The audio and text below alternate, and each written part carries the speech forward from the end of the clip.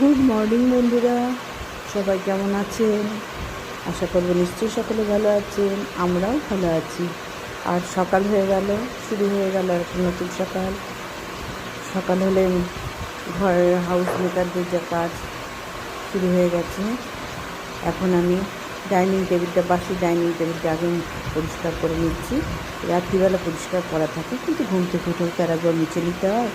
রাত্রিবেলা যদি কোনো পোকামাকড় ঘুরে যেন একটু সার দিয়ে, একটুখানি জাস্ট ফিনাইল দিয়ে, মানে না দেওয়া নেই, খাওয়ার জায়গাতে একটু সার দিয়ে পরিষ্কার করে, মানে লিকুইড হ্যান্ড ওয়াশ দিয়ে পরিষ্কার করে নিচ্ছি। কী করে তো আস্তে আস্তে চলতে থাকবে বন্ধুরা। আর এই যে সকালবেলায় শুরু হলো, দেখো শরীর একদম চলতে চাইছে না, কী জানি কেন এত গায়ে ব্যথা হচ্ছে, বুঝতে পারছি না। অথচ পুজো এসে গেছে, সমস্ত কাজই তো